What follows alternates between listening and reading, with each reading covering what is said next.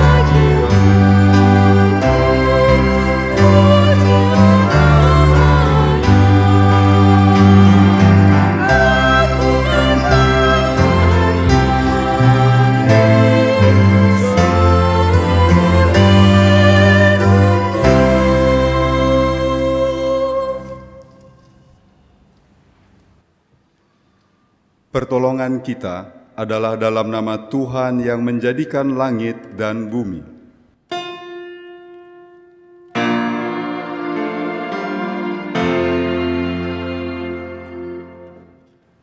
Nats pembimbing bagi ibadah kita pada pagi hari ini terambil dari Matius 20 ayat 28 yang menyatakan, "Sama seperti Anak Manusia datang bukan untuk dilayani, melainkan untuk melayani dan untuk memberikan nyawanya menjadi tebusan bagi banyak orang." Terimalah salam, kasih karunia dan damai sejahtera dari Allah Bapa kita dan dari Tuhan Yesus menyertai saudara-saudara sekalian. Dan menyertaimu juga. Berikan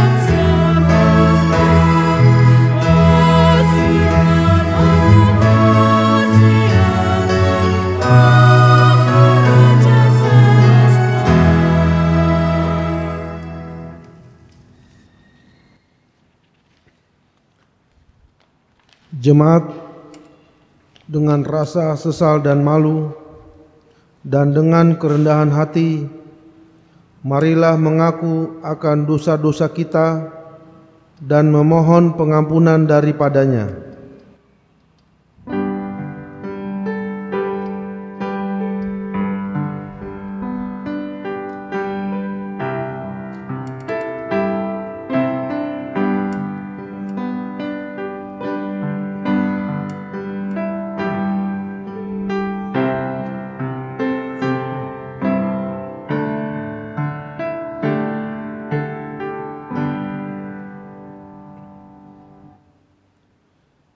Ya Bapa, sumber anugerah, kasihanilah kami menurut kasih setiamu, dan hapuskanlah pelanggaran kami menurut rahmat-Mu yang besar.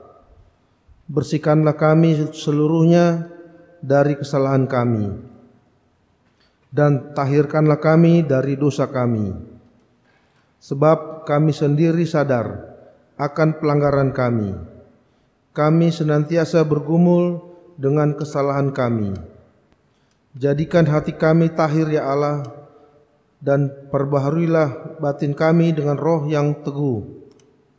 Janganlah membuang kami dari hadapan-Mu, dan janganlah mengambil roh-Mu yang kudus daripada kami. Bangkitkanlah kembali pada kami kegirangan karena selamat yang daripada-Mu, dan lengkapilah kami dengan roh kerelaan. Demikianlah pengakuan kami, dengarlah ya Tuhan.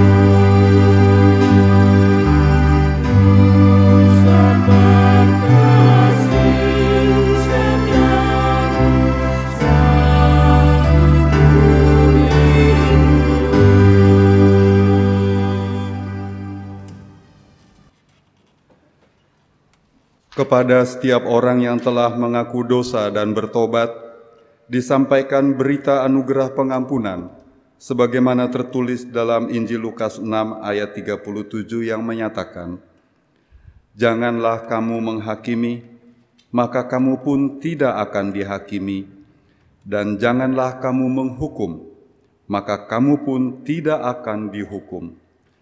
Ampunilah, dan kamu akan diampuni."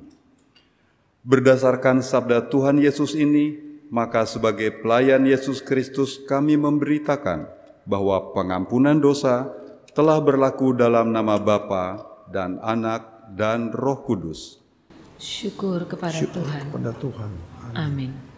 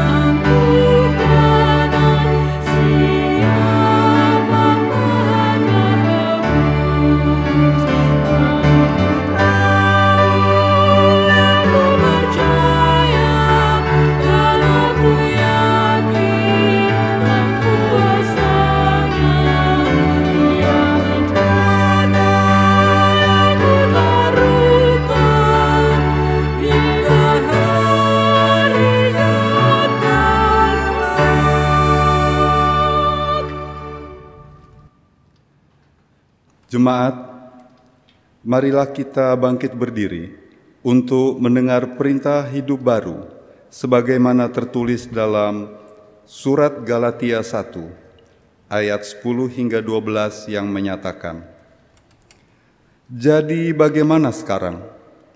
Adakah kucari kesukaan manusia atau kesukaan Allah? Adakah kucoba berkenan kepada manusia? Sekiranya aku masih mau mencoba berkenan kepada manusia, maka aku bukanlah hamba Kristus.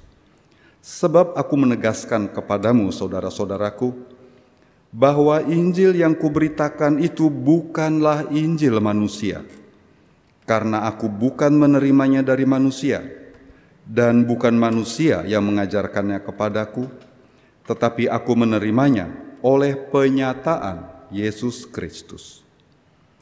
Roh Kudus menolong kita mewujudkan kemuliaan Allah dalam seluruh hidup dan kesaksian kita di dunia.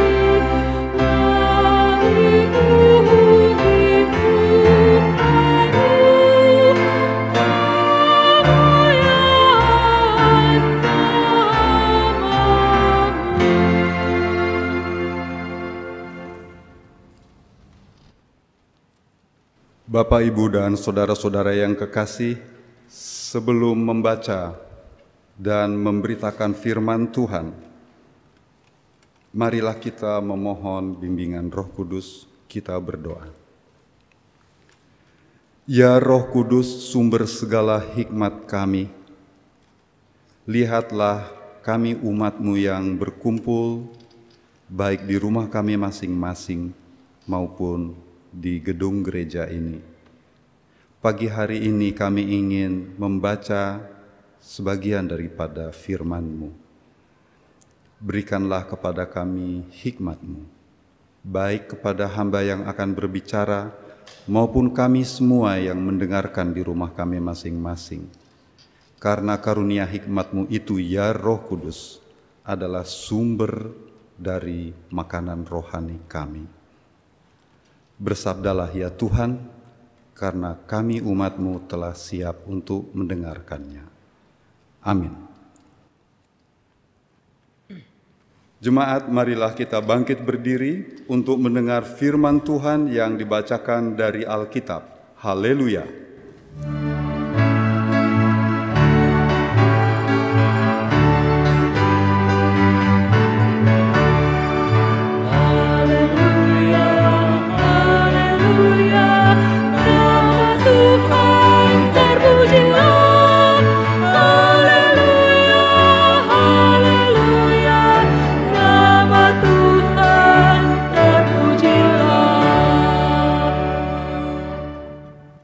Bacaan Alkitab hari ini dari 2 Korintus pasal 3 ayat 1 sampai dengan ayat 11.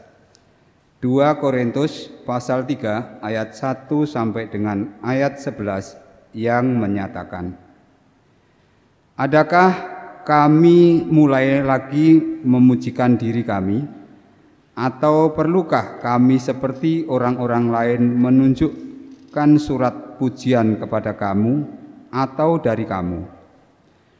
Kamu adalah surat pujian kami yang tertulis dalam hati kami dan yang dikenal dan yang dapat dibaca oleh semua orang. Karena telah ternyata bahwa kamu adalah surat Kristus yang ditulis oleh pelayan kami, ditulis bukan dengan tinta, tetapi dengan Roh dari Allah yang hidup, bukan pada loh-loh batu, melainkan pada loh-loh daging, yaitu di dalam hati manusia. Demikianlah besarnya keyakinan kami kepada Allah oleh Kristus. Dengan diri kami sendiri, kami tidak sanggup untuk memperhitungkan sesuatu seolah-olah pekerjaan kami sendiri. Tidak. Kesanggupan kami adalah pekerjaan Allah.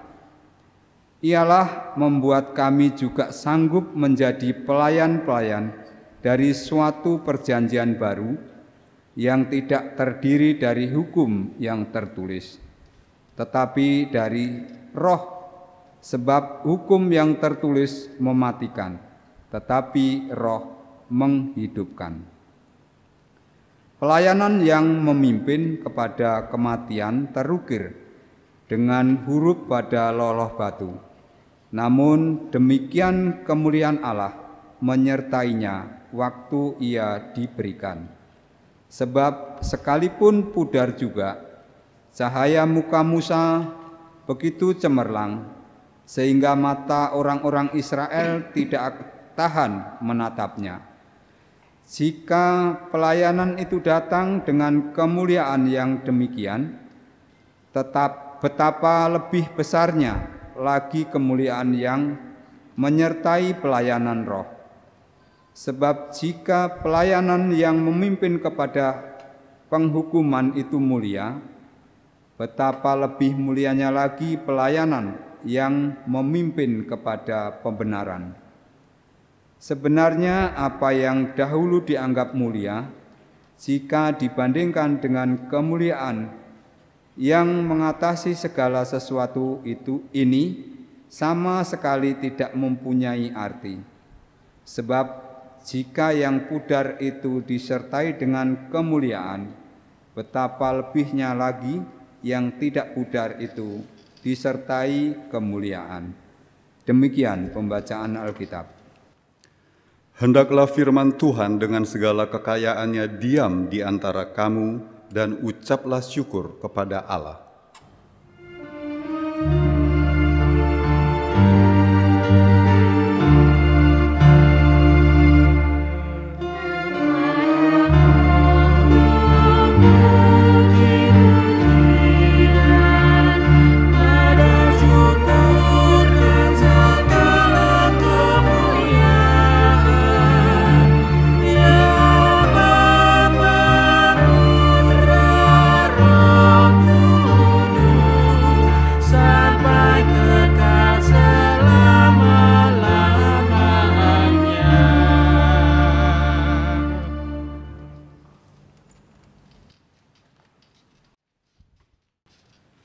Bapak, Ibu, dan saudara-saudaraku yang kekasih, selamat pagi.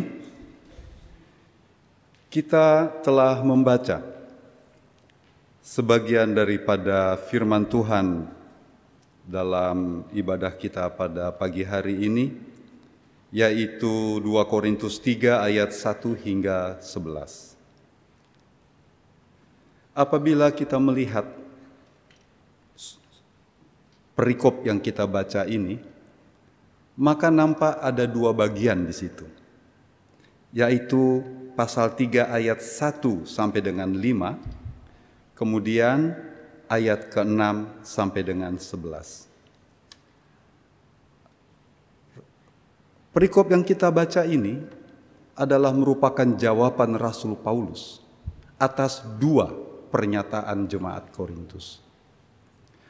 Jadi setelah ditinggal Rasul Paulus beberapa lama, jemaat Korintus ini ternyata kedatangan penginjil-penginjil lain.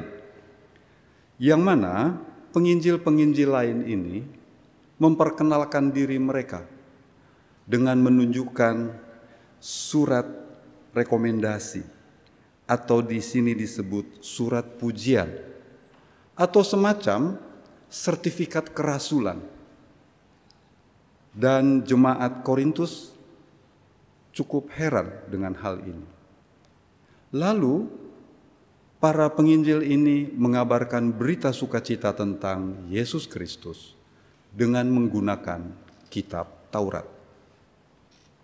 Bapak, Ibu, dan saudara-saudara yang kekasih, karena agak berbeda dengan apa yang diajarkan Rasul Paulus, maka orang-orang di Korintus yang terdiri atas banyak suku dan banyak bangsa ini berunding dan kemudian melayangkan sepucuk surat kepada Rasul Paulus. Ada dua pertanyaan yang mereka ajukan, dan jawabannya ada di dalam perikop ini. Pertanyaan pertama, mereka bertanya, "Ya Rasul Paulus, apakah Anda memiliki surat rekomendasi kerasulan? Atau Anda memiliki semacam sertifikat kerasulan?" Itu pertanyaan pertama. Kemudian pertanyaan kedua, "Anda mengajar kami dengan roh yang menyala-nyala, tapi Anda tidak pernah membawa buku apapun untuk dibaca." Berbeda dengan orang-orang yang pernah datang pada saat itu. Nah, jawaban Rasul Paulus cukup sederhana. Kalau saya dipertanyakan soal ini, dan kalau saya jadi Rasul Paulus, saya tentu marah.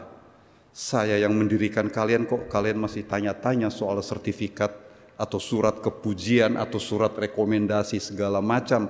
Sepertinya kalian mempertanyakan kerasulan saya. Begitu.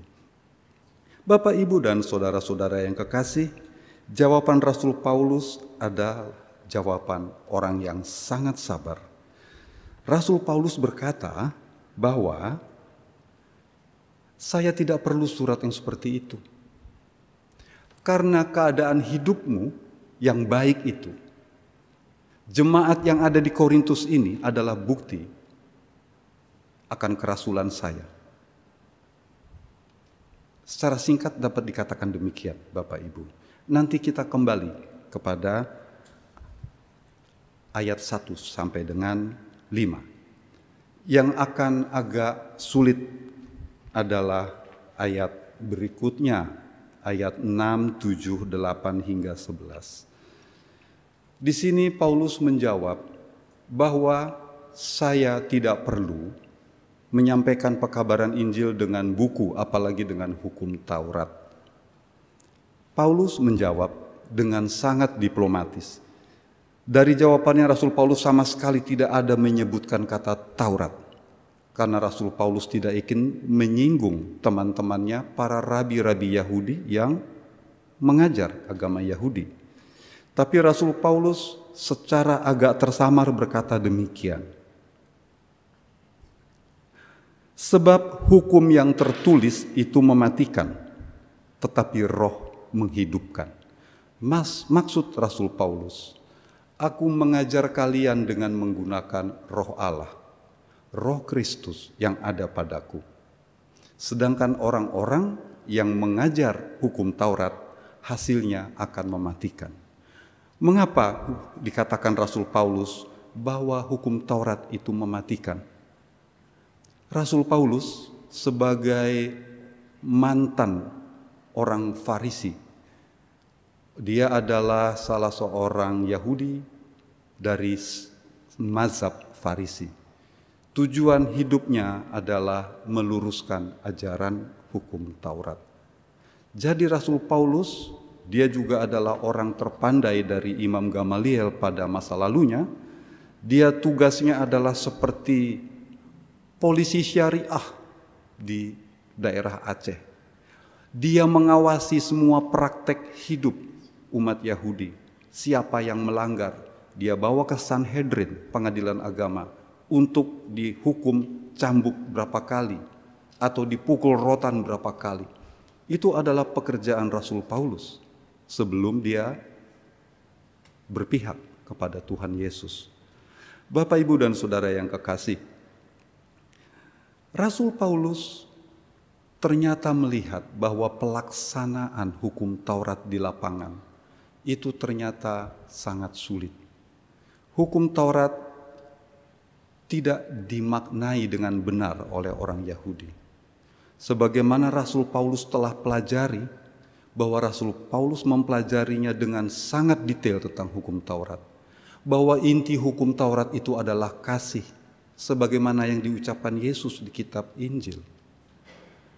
Kasih kepada Allah dan kasih kepada manusia.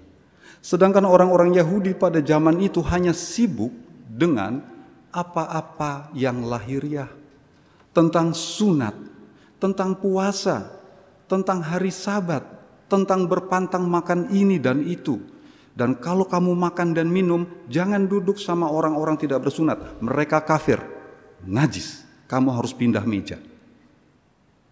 Itu yang terus-menerus diurusi dalam hidup orang Yahudi, tanpa memikirkan esensi atau nilai utama daripada hukum Taurat, yang isinya adalah kasih kepada Allah dan kasih kepada manusia. Dan di masyarakatnya Rasul Paulus, kasih itu sama sekali tidak jalan. Bahkan ahli-ahli kitab Farisi sendiri memeras petani, tidak peduli kepada janda-janda dan yatim piatu, kikirnya minta ampun. Rasul Paulus melihat, sehingga kalau demikian caranya, hukum Taurat justru mendatangkan dosa-dosa baru. Hukum Taurat yang disalahartikan menjadikan dosa-dosa baru. Mungkin kita bisa melihat bahwa di 1 Korintus Rasul Paulus pernah menulis, sengat maut, yakni dosa. Kuasa dosa, yakni hukum Taurat. Sehingga Rasul Paulus meyakini bahwa sebelum ada hukum Taurat, orang tidak seberdosa ini kok. Tapi setelah mereka ada hukum Taurat dan mereka membaca semua satu persatu peraturan dan hukum-hukum itu, maka mereka menjadi semakin banyak berdosanya. Karena itu Rasul Paulus di ayat yang ke-6 berkata, sebab hukum yang tertulis mematikan. Hukum Taurat yang merupakan kuasa dari dosa itu mematikan. Tetapi berita yang saya tawarkan melalui Roh Allah itu menghidupkan. Mari kita perhatikan ayat 7. Pelayanan yang memimpin kepada kematian terukir dengan huruf pada loh batu. Artinya, huruf-huruf yang mati itu terukir pada benda-benda yang mati. Sehingga pelaksanaannya pun mati. Orang tidak sanggup melaksanakannya, Bapak Ibu. Bagaimana mungkin sanggup? Apabila kita melihat 10 Commandments, 10 perintah Allah saja. Tidak semua orang sanggup melaksanakan 10-10-nya. Bagaimana lagi dengan 300 peraturan yang ada di kitab Imamat dan kitab Tawarikh? Banyak sekali. Sehingga semakin dibaca, semakin diikuti, maka orang pun semakin berdosa. Demikian kata Rasul Paulus. Sehingga huruf-huruf yang tertulis pada loh-loh batu itu pada suatu waktu akan pudar. Maksudnya, kekuatan hukumnya hilang. Namun dalam pengajaran yang disampaikan Rasul Paulus baik di kitab Roma 6 maupun di 1 Korintus 5, kelihatan bahwa Rasul Paulus menghormati hukum Taurat sebagai firman Tuhan, tetapi kuasa hukumnya sudah tidak diperlukan.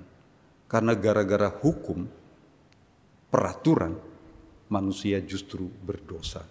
Rasul Paulus tidak pernah berkata bahwa hukum Taurat itu buruk. Hukum Taurat adalah produk yang buruk. Tidak. Sampai saat akhirnya pun Rasul Paulus berkata, hukum Taurat itu produk yang baik. Di ayat ke-8, di ayat yang ke-7 disampaikan juga demikian. Walaupun huruf-huruf yang terukir pada loh-loh batu itu, karena kemuliaan Allah menyertainya, sehingga hukum itu menjadi baik adanya. Peraturan-peraturan itu menjadi baik adanya. Tetapi pada suatu waktu hukum itu akan pudar dan punya masa berlaku. Bapak, Ibu, dan Saudara yang kekasih, sehingga Rasul Paulus mulai membandingkan dengan pelayanan roh yang dilakukannya, bahwa kuasa hukum Taurat ini berakhir pada saat kematian dan kebangkitan Kristus. Itu disampaikannya di surat Galatia. Hukum Taurat ini menjadi tidak berlaku pada saat kematian dan kebangkitan Kristus. Tetapi Rasul Paulus berkata bahwa hukum Taurat itu bukan produk yang buruk. Itu adalah sesuatu yang bagus. Hanya keberlakuannya saja ada batasnya. Yang perlu kita pahami sedikit mengenai kematian dan kebangkitan Kristus menurut gagasan atau menurut pemahaman Rasul Paulus, yaitu bahwa kita sering merayakan Jumat Agung, tetapi kita lebih bersuka cita pada saat merayakan Paskah, bukan? Seolah-olah di Jumat Agung itu kita semua diliputi kesedihan, karena kita tidak suka pada upacara memperingati kematian Yesus dalam hati kita. Tetapi justru Rasul Paulus mengajarkan kepada umat bahwa kematian Kristus itu sama pentingnya dengan kebangkitan Kristus. Karena tidak akan ada kebangkitan kalau Kristus tidak mati dulu. Dan di saat kematiannya, Kristus membawa serta dosa-dosa dunia ke alam maut. Kristus membawa semua kuasa hukum Taurat. Dan Kristus mati bersama dengan orang-orang yang dibaptis dalam namanya. Artinya, apabila ada orang Kristen yang dibaptis, maka dia dibaptis dalam kematian Yesus. Karena tidak pernah dikatakan bahwa orang-orang ini dibaptis dalam kebangkitan Yesus, tetapi dalam kematian Yesus. Mengapa demikian? Rasul Paulus meyakini bahwa di saat kematian Yesus itu terjadi hal yang luar biasa. Sebagaimana disaksikan oleh kitab Injil bahwa pada saat Yesus mati, situasi berubah total. Hukum Taurat tidak berlaku. Di mana tandanya? Tabir bait, ruang maha suci dan ruang suci terbelah dua. Sehingga hukum Taurat dengan segala peraturan-peraturannya sudah tidak berlaku. Dan kemudian pada saat kematian Kristus itu, dia meluluh lantakkan kuasa kematian. Bahwa sengat maut tidak berkuasa atasnya. Dan di saat kebangkitan Yesus, dia membawa serta hukum Taurat di dalam dirinya. Sehingga Kristus adalah Taurat yang baru. Dan dia adalah ciptaan yang baru. Bukan Taurat model lama. tetapi Taurat yang baru dan menjadi perjanjian Allah dengan manusia yang baru. Perjanjian manusia dan Allah diperbaharui dalam kebangkitan Yesus Kristus. Sehingga baik kematian maupun kebangkitan Yesus Kristus itu sama besarnya artinya, sama maknanya. Sehingga dengan demikian Bapak Ibu, apabila kita memiliki hukum Taurat di Alkitab kita saat ini, yang tidak berlaku hanya kuasa hukumnya, tetapi semua kitab perjanjian lama adalah firman Tuhan yang hidup. Kita melihat bahwa perjanjian lama adalah perjanjian yang belum digenapi. Perjanjian baru adalah penggenapan daripada janji-janji di perjanjian lama. Jadi, walaupun kata Rasul Paulus, perjanjian lama itu ada masa berlakunya, yang berlakunya hanya aspek hukum. Sehingga kita tidak lagi diwajibkan untuk melakukan sunat, kita tidak lagi disuruh melakukan sabat, kita tidak lagi disuruh untuk berpantang makan ini dan itu, atau mengkafirkan orang ini dan orang itu. Bahwa di dalam keselamatan yang dijanjikan Kristus, tidak ada lagi orang Yunani, tidak ada lagi orang Jawa, tidak ada orang Batak, tidak ada orang Barbar, tidak ada lagi orang Cina. Semuanya sama di mata Yesus. Bahkan tidak ada laki-laki dan tidak ada perempuan. Di mata Yesus kedudukan laki-laki dan perempuan sama. Bapak, Ibu, dan Saudara yang kekasih, apabila kita melihat segala penggenapan yang dilakukan oleh Tuhan Yesus di perjanjian lama, penggenapan artinya memenuhi semua janji yang ada di kitab perjanjian lama. Itulah yang diberitakan oleh Rasul Paulus sebagai pelayan-pelayan perjanjian yang baru. Bahwa perjanjian baru itu adalah menggenapi semua janji-janji Nabi yang belum terpenuhi. Bahwa semua aspek hukum Taurat yang belum terpenuhi, itu dipenuhi di dalam diri Kristus Yesus. Demikianlah Bapak, Ibu, dan Saudara-saudara ayat 6 dan ke-11 sampai dengan ke-11 itu. Yang dimaksud Rasul Paulus, dia sengaja tidak sama sekali menyebut kata Taurat, malah bicaranya agak berdiplomasi di sini, karena dia mencegah untuk membuat masalah baru dengan orang-orang Yahudi yang beragama Yahudi. Kita kembali ke ayat 1, 2, 3, dan 4. Jadi orang-orang Korintus bertanya kepada Rasul Petrus, Anda punya sertifikat kerasulan tidak?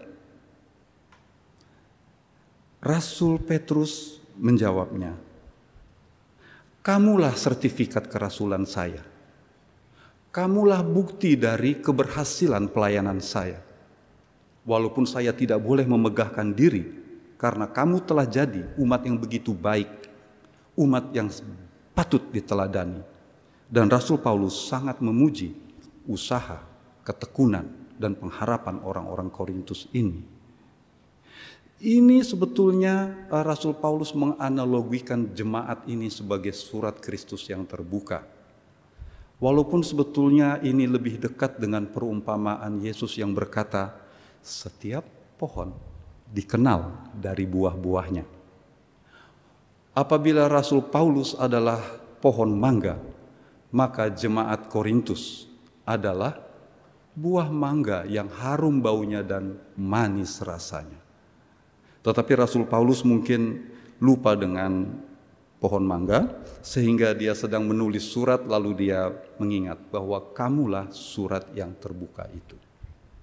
Tintanya adalah Roh Allah. Ditulis tidak di prasasti atau di papirus atau di perkamen atau di batu, tidak, tetapi di hati manusia. Sehingga hati manusia ini terisi dengan tulisan-tulisan yang ditulis oleh Tuhan. Bapak, Ibu, dan saudara-saudara yang kekasih, harapan Rasul Paulus bahwa orang-orang yang percaya ini, orang-orang yang telah dapat dilihat hidupnya oleh orang lain, orang-orang yang melihat kemajuan iman, kebesaran pengharapan, itu semuanya akan mendatangkan pujian bagi Allah, bahwa semua orang yang melihatnya akan mendatangkan pujian. Bapak, Ibu, dan saudara-saudara yang kekasih, bagaimana dengan kita jemaat Shalom di tempat ini sekarang dan hari ini? Kita juga diminta untuk menjadi surat Kristus yang terbuka. Kita adalah bukti bahwa kasih sayang Allah itu senantiasa berada, senantiasa beserta dengan kita. Karena itu, kita diminta untuk menulis segala sesuatunya dengan Roh Allah di hati kita, menuliskannya agar kita, baik orang per orang maupun sebagai satu perkumpulan, tetap dapat menunjukkan hasil-hasil yang baik dari pelayanan, bahwa Tuhan Yesus melayani jemaat ini dengan baik. Kita sanggup menunjukkan kebaikan-kebaikan yang telah kita peroleh darinya. Sehingga Bapak, Ibu, dan saudara yang kekasih, menjadi surat Kristus yang terbuka itu bukanlah sesuatu hal yang mudah juga. Karena kita tidak diperkenankan untuk bersikap munafik, bahwa kita menampilkan hal yang bagus-bagus saja, atau sebetulnya kita biasa-biasa saja lalu kita bagus-bagusin. Orang Jawa bilang bagus-bagusin, ya. Tetapi kita tampil dengan tulus. Kita menampilkan sisi hidup kita yang seadanya, tetapi kita menampilkan juga hati kita yang jujur, sehingga jemaat atau siapapun yang melihat hidup kita akan berkata dalam hatinya, orang ini boleh juga diteladani.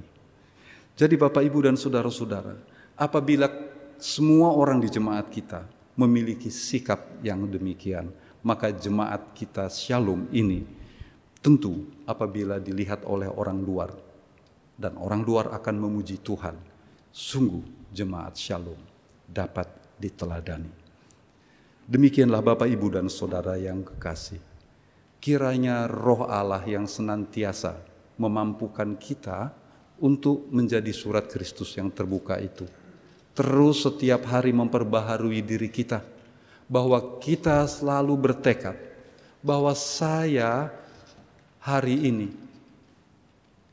akan lebih baik saya yang besok, bahwa saya hari ini harus lebih baik dari saya yang kemarin. Jadi setiap hari kita senantiasa diperbaharui dengan bimbingan Roh Allah yang senantiasa menyertai kita, dan kita akan dapat menjadi surat Kristus yang terbuka dan dibaca semua orang. Terpujilah Kristus yang empunya gereja, baginya lah segala hormat, kemuliaan, dan puji-pujian. Amin.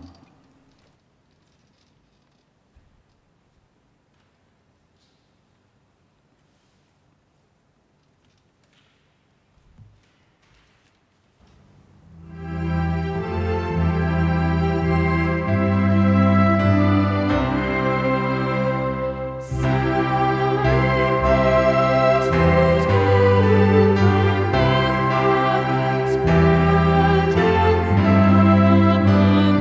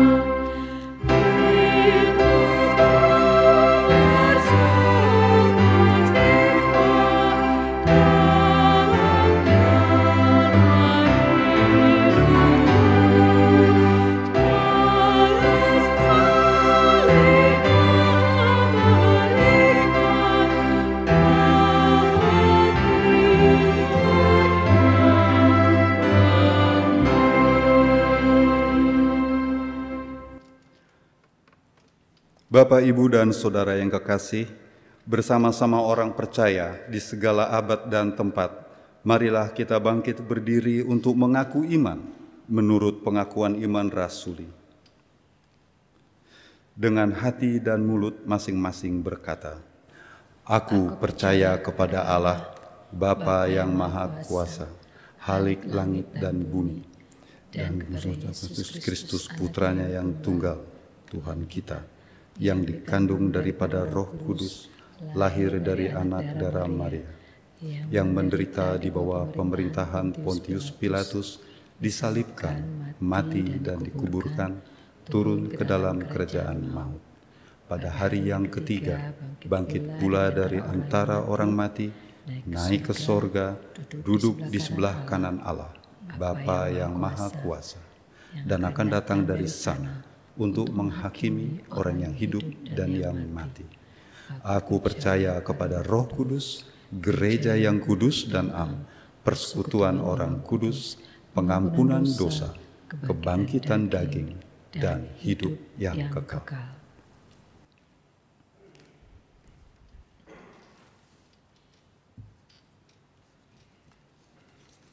Bapak, Ibu, dan saudara-saudara yang kekasih, mari pada saat ini kita bersatu hati menaikkan doa syafaat kita. Kita berdoa. Bapa yang Maha Kasih, terima kasih atas petunjuk-Mu melalui firman-Mu yang penuh hikmat dan kuasa itu. Biarlah kami memahaminya, ya Bapa, dan terlebih-lebih Tuhan memampukan kami, agar kami dapat berjalan dan melanjutkan kehidupan kami, seturut dengan kehendak Tuhan, seturut dengan firman yang telah Tuhan suarakan di dalam hati kami. Bapa yang Maha Kasih, jangan biarkan kami berjalan tanpa tuntunan-Mu sekalipun, karena hanya tuntunan-Mu yang kami andalkan dalam hidup kami. Bapa yang Maha Kasih, kami berdoa untuk keberadaan situasi kota dan negara kami, di mana kami masih mengalami tekanan pandemi COVID-19. Bapa, biarlah kiranya semua yang telah Tuhan bolehkan untuk terjadi, segala usaha yang dilakukan pemerintah dari pusat hingga daerah, dan kemudian semua partisipasi warga, mulai dari orang-orang yang ada di pemerintahan hingga kami semuanya, rakyat jelata ini. Bapa, Tuhan sendiri yang tahu kapan berakhirnya. Kami hanya percaya bahwa karena kuasa Tuhan, pada satu saat pandemi ini akan berakhir. Bapa yang Maha Kasih, kami juga berdoa dan teringat kepada saudara-saudara kami yang dalam perawatan karena kelemahan tubuh. Mereka sedang memulihkan kesehatan mereka, ya Bapa. Kami berdoa untuk Ibu S. Laimadi, Ibu Rusdiwi Harantung, Bapak Lasamahu, Ibu Doli Pinaria, Ibu Nahumuri yang dalam perawatan di rumah karena kelemahan tubuh. Kami juga berdoa untuk Ibu Marta Sakwarela dalam perawatan di Rumah Sakit Eka Hospital. Kami juga berdoa untuk saudara-saudara kekasih kami, Ibu Mary Lohana Pesi, Bapak Sarono, Ibu Diksi Siahainenia, Ibu Parengkuan, Bapak Cyril Parera, dan Bapak Anang Aprianto, yaitu menantu dari Ibu Hatimi Langitan, dirawat di rumah sakit ruang ICU Pondok Indah. Bapa yang Maha Kasih, biarlah Tuhan yang menjamah bagian tubuh yang sakit dari kekasih kami ini, dan berikan mereka semuanya pengharapan bahwa Tuhan dalam jamahan kasih sayang Tuhan, mereka memiliki sukacita. Kami juga berdoa karena kelemahan tubuh harus dirawat di rumah Ibu DP Siahaya, Ibu Kaligis, Bapak Jonathan Aritonang, Bapak Charles Kue, Bapak John Samalo, Bapak Manafe, Ibu Julia Wawor, Bapak Hananta Boga, Bapak Susito Kasan Prawiro, Ibu Tati Mariono, dan Bapak Grace Yono Santoso yang dirawat di rumah sakit. Bapak yang Maha Kasih, biarlah kiranya saudara-saudara kami yang sedang sakit maupun dalam kelemahan tubuh ini, Tuhan lawat dan Tuhan jenguk mereka satu persatu. Biarlah kiranya apabila nanti kami, majelis jemaat, dapat mengunjungi mereka, entah secara virtual maupun secara fisik, kami dapat berjumpa dan saling bercerita mengenai keadaan masing-masing. Biarlah kiranya Tuhan menjawab kerinduan kami ini untuk dapat bertemu dengan para kekasih kami yang dalam kelemahan tubuh ini. Kami juga berdoa untuk doa bagi keluarga dalam ibadah minggu ini. Kami berdoa untuk keluarga di sektor pelayanan 1, keluarga Bapak Grace Yono Santoso. Di sektor pelayanan 2 kami mendoakan keluarga Bapak Freddy Maulani. Kami berdoa untuk keluarga di sektor pelayanan 3, keluarga Bapak Adri Nelwan. Di sektor pelayanan 4 kami mendoakan keluarga Ibu Ine Kuswini Sitompul. Sektor pelayanan 5 kami berdoa untuk keluarga Bapak Indra Saputra. Untuk sektor 6 kami berdoa bagi keluarga Ibu Hutauru. Bapa yang Maha Kasih, kiranya Tuhan menilik satu persatu keluarga yang kami doakan ini. Tuhan melihat pergumulan mereka, Tuhan juga melihat pelayanan mereka. Bapa, kiranya Tuhan senantiasa memberkati keluarga-keluarga ini. Dalam kesempatan ini kami juga ingin berdoa ya Bapa, untuk jemaat kami, untuk seluruh warga jemaat kami, untuk seluruh anggota presbiter, untuk ketua majelis jemaat kami. Biarlah seluruh majelis jemaat dengan jemaat yang dilayaninya dapat terjadi kerjasama yang baik.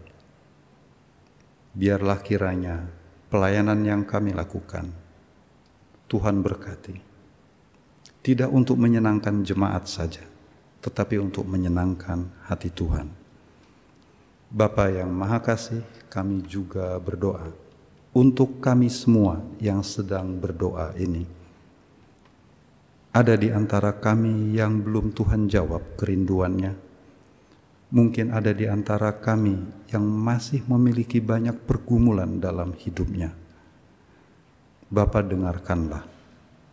Sendengkanlah telingamu bagi doa-doa kami, bahkan doa-doa kami yang tidak sanggup kami ucapkan. Karena Tuhan tahu dari kedalaman hati kami sering berteriak dan menjerit. Bapa yang Maha Kasih, pada waktu yang Tuhan tentukan, Tuhan akan menjawab doa-doa kami. Kami percaya karena itu yang Tuhan janjikan. Tetapi jangan kehendak kami ya Bapa, kehendak-Mu yang jadi. Karena semua yang Tuhan kehendaki itu baik bagi kami. Dalam seminggu ke depan ini kami memohon perlindungan Tuhan dan pertolongan Tuhan. Jangan biarkan kami tergelincir menjadi mangsa kuasa-kuasa kegelapan. Apabila kami jatuh, Tuhan yang menopang tangan kami dan menggendong kami, agar kami sanggup berdiri kembali di dalam kehendak dan jalan yang Tuhan tunjukkan. Ya Bapa, demi pengasihan-Mu kami mohon. Dengarkanlah doa kami. Peliharalah senantiasa hidup kami, demi Putra-Mu Yesus Kristus Tuhan kami, yang telah mengajarkan kami berdoa. Bapa kami yang di sorga, dikuduskanlah nama-Mu. Datanglah kerajaan-Mu, jadilah kehendak-Mu di bumi seperti di sorga. Berikanlah kami pada hari ini makanan kami yang secukupnya, dan ampunilah kami akan kesalahan kami, seperti kami juga mengampuni orang yang bersalah pada kami. Dan janganlah membawa kami ke dalam pencobaan, tetapi lepaskanlah kami daripada yang jahat.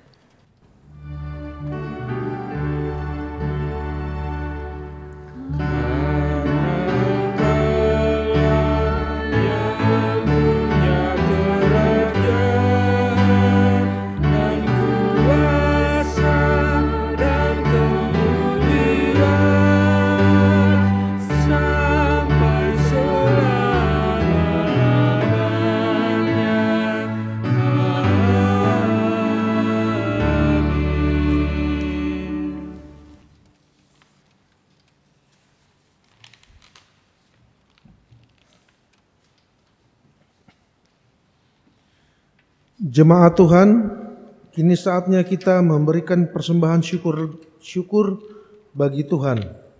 Seperti sabda Tuhan Yesus dalam Injil Lukas 12 ayat 48b menyatakan, "Setiap orang yang kepadanya banyak diberi, daripadanya akan banyak dituntut. Dan kepada siapa yang banyak dipercayakan, daripadanya akan lebih banyak dituntut." Saat ini kita dipanggil untuk menghaturkan syukur kita kepada Tuhan atas segala yang Ia telah berikan kepada kita. Masing-masing kita mendapat karunia dan berkat yang berbeda-beda. Kiranya apa yang kita persembahkan kepada Tuhan, baik materi maupun hidup, sesuai dengan berkat dan talenta yang Ia anugerahkan kepada kita. Tuhan memberkati saudara dan persembahan saudara.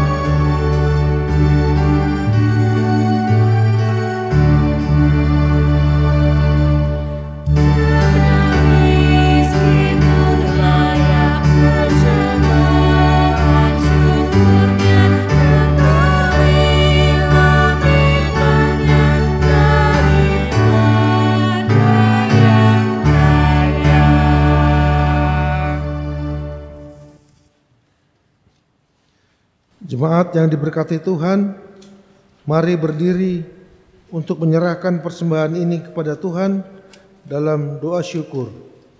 Kita berdoa. Ya Allah, Bapa sumber rahmat dan berkat, kami bersyukur karena karya agung-Mu yang menyelamatkan kami di dalam Yesus Kristus. Dia setia pada janjinya untuk memenuhi kami dengan kuasa dan karunia Roh Kudus, sehingga kami mampu bekerja di dalam dunia dan memperoleh berbagai berkat dan rezeki. Kepadamu saja kami persembahkan pemberian kami. Terimalah ya Tuhan, dan pakailah hidup, kerja, dan pelayanan kami untuk mendukung dan berbagi kepada mereka yang membutuhkannya. Amin. Warta Jemaat, mohon perhatian jemaat untuk mendengarkan penekanan Warta Jemaat minggu ini. Majelis bertugas beserta seluruh warga jemaat GPIB Shalom di DKI Jakarta yang mengikuti ibadah ini secara online mengucapkan terima kasih atas pelayanan Diaken Abraham Setiawan Sembiring dalam ibadah hari ini. Kiranya Tuhan Yesus Kristus senantiasa memberkati Bapak dan keluarga serta pelayanannya. Jemaat, hendaknya kita tetap setia untuk melaksanakan ibadah keluarga di rumah masing-masing pada hari Rabu 25 November 2020 secara live melalui aplikasi Zoom Meeting GPIB Jemaat Shalom DKI Jakarta mulai pukul 19.30. Untuk link meeting ID Passcode akan dibagikan melalui grup sektor masing-masing. Untuk beberapa warta dapat jemaat lihat di dalam tayangan berikut ini.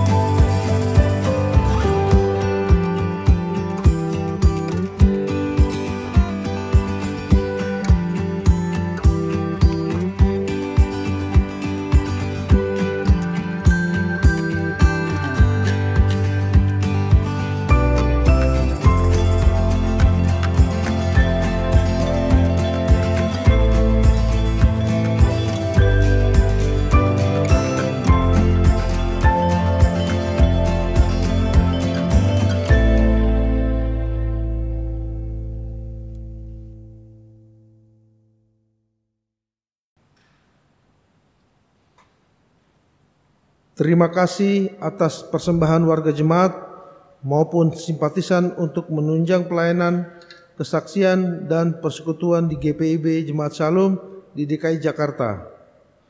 Untuk warta selengkapnya dan informasi keuangan dapat jemaat baca dalam warta jemaat digital dalam bentuk PDF yang dibagikan melalui grup sektor masing-masing untuk menjadi bahan informasi pelayanan sepekan mendatang ini. Demikian pokok-pokok warta jemaat minggu ini. Selamat memasuki hari Minggu ke-25 sesudah Pentakosta. Tuhan Yesus Kristus memberkati. Jemaat yang dikasihi Tuhan, kami undang Bapak, Ibu, dan Saudara sekalian bangkit berdiri. Pergilah dengan damai sejahtera Tuhan ke dalam kehidupanmu sehari-hari, dan lakukanlah firman Tuhan yang telah saudara dengar.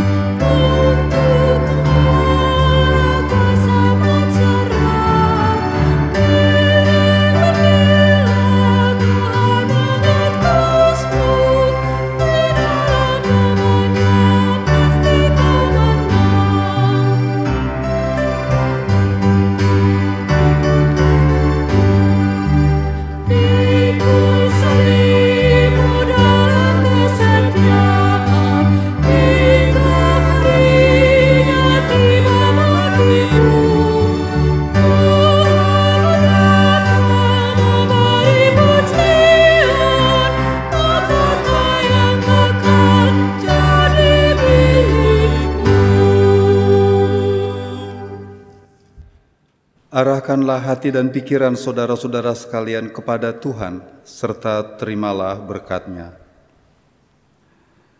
Tuhan memberkati engkau dan melindungi engkau. Tuhan menyinari engkau dengan wajah-Nya dan memberi engkau kasih karunia. Tuhan menghadapkan wajah-Nya kepadamu dan memberi engkau damai sejahtera.